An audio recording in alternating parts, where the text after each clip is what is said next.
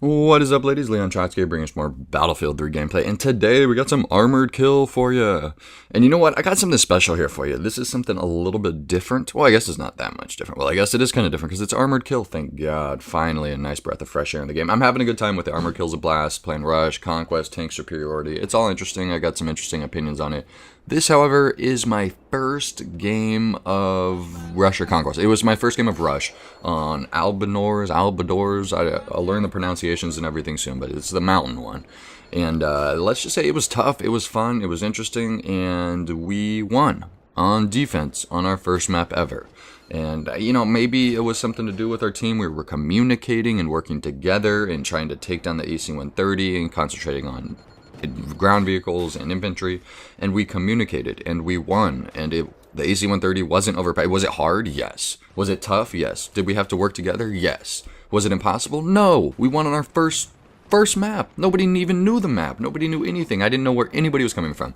And you'll see as the gameplay goes on, we'll kind of break it down for you, give you some strategies, some tips, because it seems like a lot of people are having a really hard time with this rush and defense, and they're like, Dice, the AC-130 is so powerful, they could just bomb the objective and the people could jump out.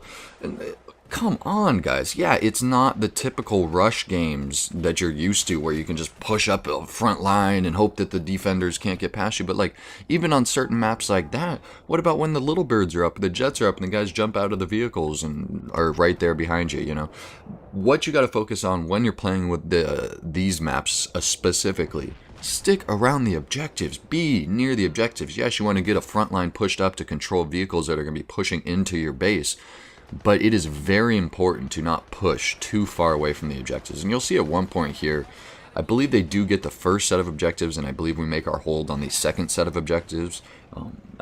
From what I've heard, I'm not sure how many sets, but I believe the last set of objectives on this base are the hardest to get. From what I've heard, I believe I played to the last set, not even sure. We played quite a few games last night. We were having a blast. A lot of these maps are a lot of fun. I think, I haven't even, I'll do another video coming up soon where I, break down which are my favorite maps for which modes and stuff like that. But so far I'm having a good time. Tank Superiority is interesting. I wish they were able to spawn on everybody. It's kind of a pain in the ass. But regardless, you'll see here once again, we were communicating beforehand. Take out the Iglis, Oh, I want to point out further in this video, you will see an awesome shot where I actually hit the AC-130 with an RPG, and I get a hit marker. It was so cool. I was like, dude, I'm going to screw this RPG up. And it really wasn't that hard. It was actually, I hit him with my first shot. I missed him with the second one, of course. I hit him with the first shot I try.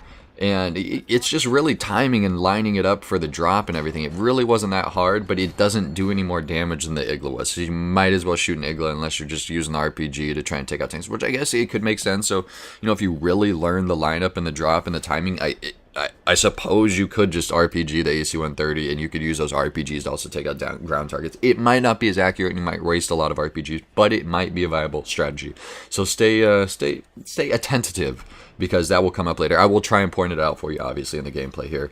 I believe this is kind of an interesting part here, because obviously they took the last base of objectives, and normally when I play rush modes, for example, they take a base, and I'm going to kind of sit back and, wreak some havoc on the spawn points, maybe steal a vehicle. I know, so frowned upon. But yeah, you're gonna give them a hard time in their base. I didn't have any AT mines, so my original plan was, maybe stop it or harass any vehicles that are gonna be moving up this main road. But the main important thing that I was focusing on right here is getting back near the objectives. It wasn't so much as, control or kill or harass the team that's spawning in. It's like, no, I see the guys para-dropping. Let's get near where they're going to be para-dropping. And obviously when you're on the attacking team, you can see where the AC-130 is in the sky, and you got to focus on, when you can drop in and stuff. But, if you're playing the objective and you're identifying your objective as, hey, maybe I want to stay near the objective so it doesn't die. Oh, first of all, bad luck. What the hell was that? Nothing's around me and I just get hit by. I think it was something to do with the AC-130, but I'm really not sure. Let me know in the comments below if you noticed anything there. They could have bad lucked me. I was kind of pissed about that. But the gunship, you just got to pay attention to the paradrops. It drops really fast if you got a couple guys shooting Iglas at it. You can't overcompensate for it because you're still going to have a lot of ground vehicles coming in, a lot of tanks, a lot of Amtraks, especially on this map. I was just like vehicle after vehicle after vehicle. It was craziness, but it was fun. It was exciting. Armored kill. armored overkill almost sometimes, but it's exciting and it's fun and it's a blast, and that's what this game's all about, is having a good time and challenging yourself, and just putting yourself in tough situations sometimes. And obviously on defense I die so many more times than on offense because I'm like, don't care about my KD whatsoever. It's the objective. I'm playing the objective and not letting them plant the bomb, whether that's killing the AC-130, whether that's pushing up and trying to hold back their vehicles, getting the AM track down. Whatever I can do, that's more important than my KD. And you'll see that throughout the game, like I get a couple bad spawns here and there, like that was a shitty spawn, weird spot there. But yeah, it happens, and you really, you'll see here, they get the bomb planted so many times on us. It must have been... I don't know. Like this last base, they planted so many times. I don't know how we got it down. You know what it was? We were focusing on that AC-130. We had people in our party. AC-130, AC-130. You see me here at the Igla every single time, AC-130. And it's tough to balance that Igla because there's a lot of times when those tanks start coming in. You're like, oh man, I wish I had an RPG. And I think there's one scene in here where everybody on my team's like chasing the guy down with the repair tool to try and like repair tool the Amtrak. And it's just, it's almost a comedy, but it's fun, it's hard. I think there might be some sound glitches in this video. I'm not sure what happened, guys. It was early in the morning and videos started acting funny. This was the first game that we recorded, so it might have been a little iffy, but it gets a little worse towards the end. But I hope you guys can manage. You still get to see me try an RPG and get a hit marker on the AC-130. I believe that's coming up here shortly. But yeah, let me know what you guys are thinking about this armor kill. So far, I'm really liking it. The big debate so far on the console, at least. I haven't seen too much PC footage. I'm assuming it's going to be awesome. But the big debate, obviously, is console, or is Conquest Rush, if this, that, maybe so. It's tough. Here comes that RPG shot. I tried to slow it down or zoom in because you really got to pay attention here and look for the hit marker in the center of my crosshairs. Comes right here. It's very faint and you barely see it, but it's there. And I hit the AC-130 with the RPG. I'll try and, time it one time so the AC-130 is almost down and I blow it up and like up a little bit to the YouTubes and make the monies, the Battlefield 3 moments. You know how we do. But regardless, it was cool. And I'm like, oh my god, I just hit it. Like I think I was in the party with Kush and he was like, dude, you're not going to be able to do it. It's impossible. It's impossible, bro. It's impossible. I was like, bro, I got this, bro. I'm Leon Trotsky. I'm professional. And I hit it and didn't do anything but a little hit marker. But regardless, it was still fun. It was one of those things that now you know that you can do. And once you get better at it, you can maybe do it more effectively. So maybe eventually I don't have to pull the stinger out every frickin' time I spawn in and I can use an RPG. That's the goal. Get better at something so you can, do more things with it. Oh, man. Battlefield 3. I'm loving it so far, guys. This armor kill is really fun. This map is good. Here, this point in the gameplay, we're making sure the objective is cleared out, and then we're pushing back up to get any vehicles that are going to push in. I feel like they're going to push some infantry on us, but at the same time, I'm not pushing too far forward because we want to make sure that as soon as the AC-130 is up, we got it under control. Anybody that jumps out, we take down because it's very popular. As soon as that gunship's up, people want to spawn in it. And not only do people want to spawn in it, maybe they're going to accidentally spawn and airdrop in, or maybe they want to airdrop in because that's what I do when I attack.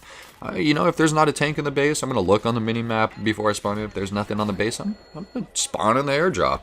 It's a great spawn point. It really is. I think it adds a unique factor. And the other unique factor that I've noticed it adds when you're attacking, use a damn suppressor. On these rush maps, a suppressor is invaluable. I can't even describe how important it is to, especially on these big maps you're getting in here. Think about it. You're dropping off this airdrop, right? This big old airdrop thing. You're parachuting in. Use some stealth about it. Get in there. Use the suppressor. Don't let people see you. If you're into this big area, because there's big areas where these objectives are, and sometimes you're only going to be a couple attackers over there. If you're using a suppressor, they're not going to know exactly where you are. They're going to maybe know you're over there, maybe getting fire, getting suppressed or something like that, but they're not going to be able to identify you on the mini-map, and all the other people that you're not shooting at, they might not know you're there. So it's really important to find a weapon that you're comfortable using suppressed and use it when you attack on these big maps, because there's so many big open spaces that it's very important if you are flanking with the airdrop, whatever you want to call it. use a damn suppressor. It's very important. It's one of those little things that you start realizing as it goes along. It doesn't seem like it's going to be important, but like that UMP suppressed laser sight, oh, money. You got to like put it on a support kit maybe. There you go. Maybe put some C4 on a bomb you planted. I'm just saying it might happen. You put a little C4 on a bomb you planted, a little extra defensive maneuvers, you know how we do. But defensively wise, gameplay, guys, we got that tank up, and a big thing when you're in the tank, guys, you're in a vehicle defending, and then you know that AC-130 is in the air. You see me taking shots, guys. Move. Keep moving, keep moving, keep moving. If you're going to stay stationary and try and take shots on, you know, targets, tanks moving up, stuff like that, you're going to get pounded by that AC-130 in the vehicles. Because you got to remember, the AC-130 is like automatic thermal.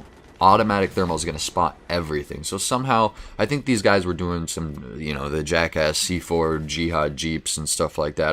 They were either doing that or like airdrop parachuting C4 dropping crap and shit like that. And the guy kept doing it with his suppressed LMG.